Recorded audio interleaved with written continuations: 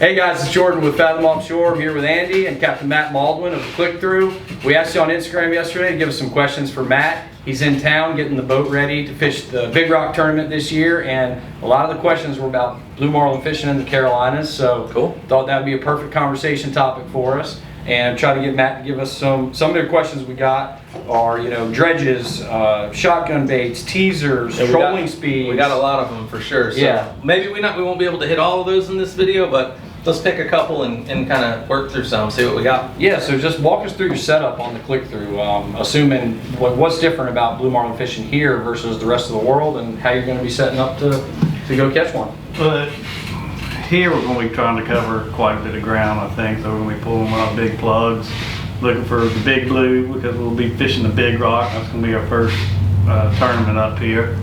We generally pull a 5-rod spread with taglines, and we'll be starting a week or two prior to the tournament, looking at satellite imageries and looking for the Gulf Stream, the little loop currents that come off of that, and the eddies and so forth, and trying to follow them and gathering information from a lot of local charter boats and so forth. Reaching out to the guys that are fishing them here primarily, and taking some. Those are the guys that really know what they're looking for. So I'll be looking for a lot of insight from them to help us out. And as a traveling boat, you're having to do that pretty much everywhere you go, because I mean you're Panama, Bahamas, Bermuda, you're all over the place. So yeah, I try to study up on as much history as I can on where fish have been caught typically, whether it's here or Bermuda or Panama.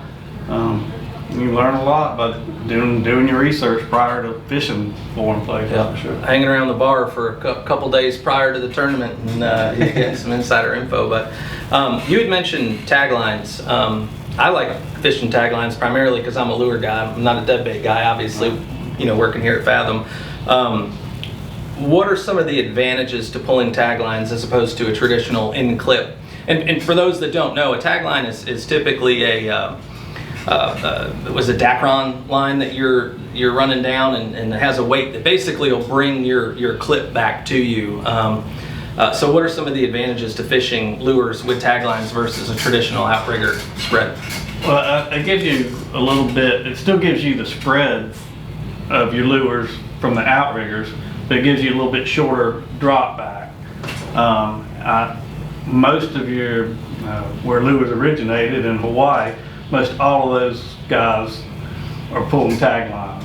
If they're pulling them, I'm going to be pulling them, right? Because they know what's going on with them. Yeah, and is that a thing that was like pre-dredge fishing though, or pre-electric reels? Because I feel like I talked to some people, I talked to a lot of people online, obviously, and they've got more experience than I do, and I feel like they kind of compare it to the newer age dredges being fished on electric reels. They're able to get them in fast enough, and maybe the taglines aren't an issue to those guys. But well, so the tagline, when Matt's saying it you reduce your drop back, is what it's doing is it's actually bringing those main lines in closer to the center of the spread, right, instead of running all the way up to your rigger. So then when that pops so when out that of bite your happens, you don't have that much slack in the line. Yeah, you're not deadbait fishing to where you want to slack it as fast as possible and feed it to them. You want some of that drag to sink that hook on a plug. So what it's going to do is just pop right out of the clip, and instead of having to fall the entire length of the outrigger, and on 68-foot boat, these big tournament boats, that's a pretty good drop, 10 foot, 15 foot drop for that line before it comes tight. So whether they've got electric reels or not doesn't really affect whether they want to use taglines. Yeah. So, and you're talking dredges and stuff like that. I think some of that does change based off of, we're talking the Big Rock, and you're saying, you got the big guns out that first day, because I believe it's $500,000 for the first fish to the dock over 500 pounds. So you want to be that guy, which is typically why you got 98 to 100% of the boats fishing the first day, regardless of weather conditions. So you've got that big tackle, whereas opposed to, if you're in the DR, you're doing a lot of just beefed up white marlin fishing for your wrap blues. So you're going to be pulling triple tier dredges, big long squid dredges, stuff like that. Whereas maybe in the Big Rock, you're pulling big Tandem Teaser Rigs and stuff like that, the big flaps. Yeah, we'll be pulling. I like pulling lures as teasers, and I'll pull some dredges as well. But the way we're set up, I've got 4 electric reels on the bridge, and I got my Epoch 9s that are upgraded all the way to 13s, and I can pull my dredges from the bridge. And I've got the 6s also, my Epochs, that I can pull lures off behind them, or the squid chains. But generally, if I'm targeting that big blue, I want to pull some big lures instead of them squid chains out there. Gotcha. Anything different on the dredges for, you know, fishing in the Carolinas for blue marlin versus when you're in the Gulf or Bermuda or anywhere else? If I'm tournament fishing, I'm going to be pulling naturals on them generally. Yep. If everyday fishing, I'll keep the cost down. I'll be pulling the Fathom mud flaps on them. But I want my big mullets if I'm marlin fishing. If I'm down there in the DR, I'll be pulling ballyhoo dredges along with the squid dredges. It all depends if you're tournament fishing, how much money you're going to invest in. Sure. Fishing something like the Big Rock, you know, being out of pocket $30,000-$50,000 for the week is not unheard of. So to drag a $1,000 a day. right, yeah, what's another $1,000 in dead bait? So, but when you're out there just casually blue marlin fishing, you know, $1,000 in bait's a pretty hefty investment for just dragging them around the Well, rock. you're saying so on the teasers though, instead of the squid chains, you like a nice big teaser. Yeah, for marlin fishing. Yeah. Okay, that's cool. You had a Tandem Teaser Rig I had seen a little while back, which was Two lures. 2 lures on the same, and so yeah, basically it was a single line of, I'd assume, probably 500 or 600 pound mono with a big lure on the back, and then you had a dropper that had kind of one in front of it, which created a really cool, almost 2 tunas chasing themselves, you know, which was pretty sweet. Worked very well for us in St. Thomas.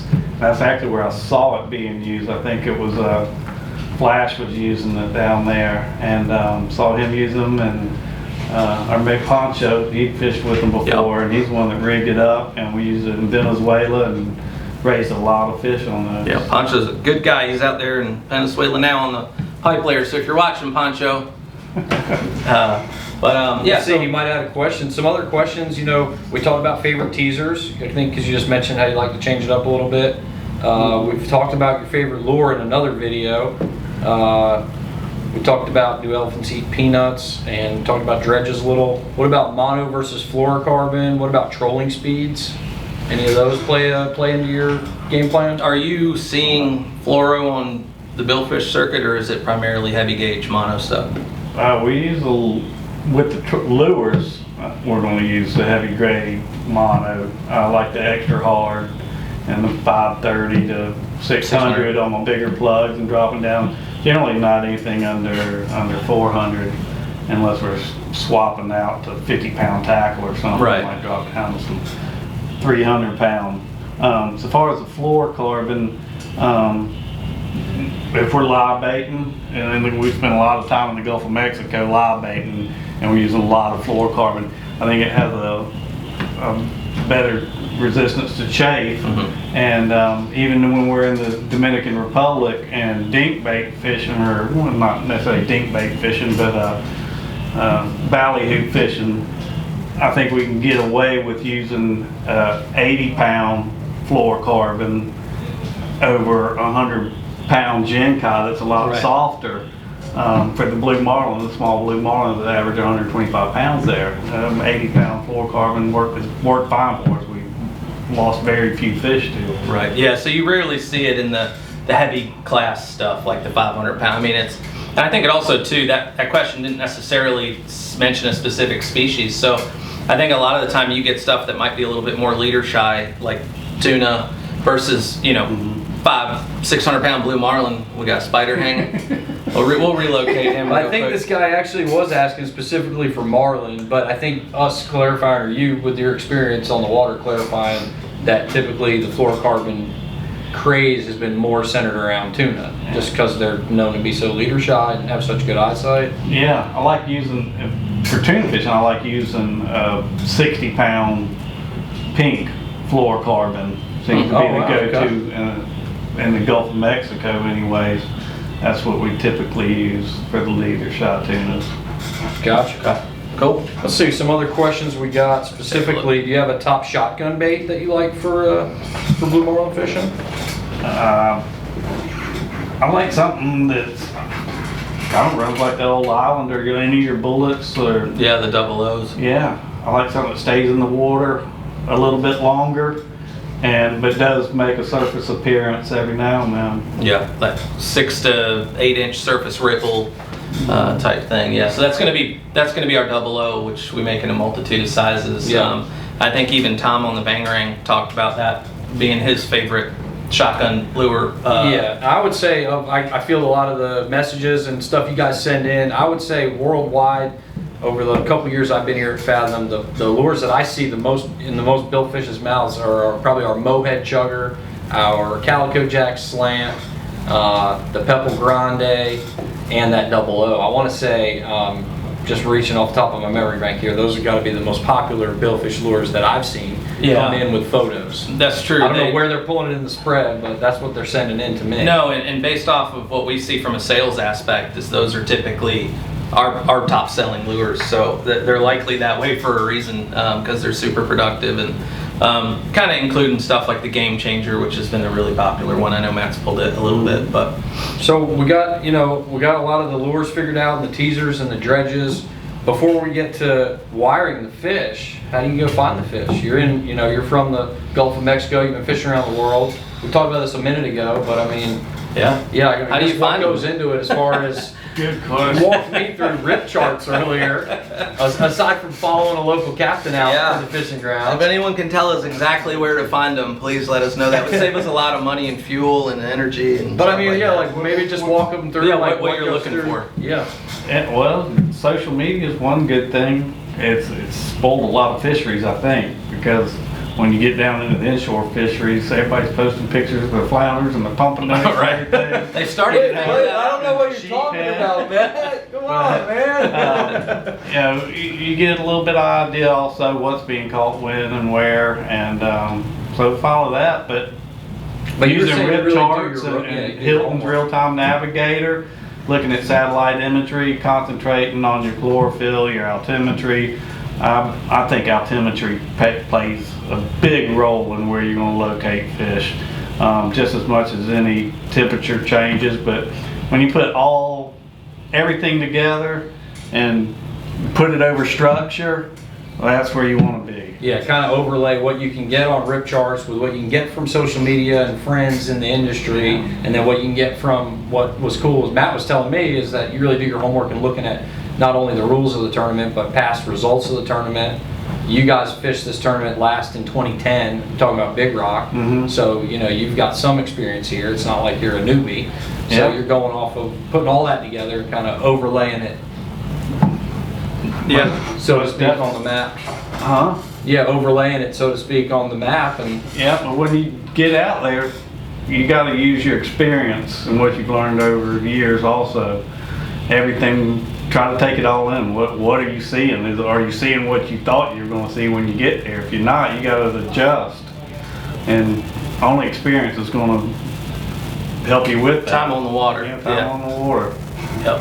all right, So I think a little bit of, so obviously the technology involved with the charts and the mapping systems, combined with looking at previous results of the tournament. I mean, a lot of these big fish are being caught in similar places over the course of the previous couple decades, and being able to combine that with local knowledge and stuff. You've talked to people around the docks, and I think between all of those things, it gives you the best shot at being productive. But it's still fishing. You got to get out there and drag them and put some time on the water. Yeah. But Matt, we certainly appreciate you coming to talk to us. We know a lot about building these things and what goes into the lure, but we rely heavily on guys like Matt to kind of tell us what they want to see out of particular baits and lures and things like that. So we definitely appreciate you, and we're going to be like you said, fishing hopefully from Big Rock up through Mid-Atlantic, if we can find dockage for the boat, which is pretty tough these days. But So hopefully we'll be shooting some more videos. We know this one was a little bit long, but there was a lot of really good content in there for you guys, and we answered some good questions. So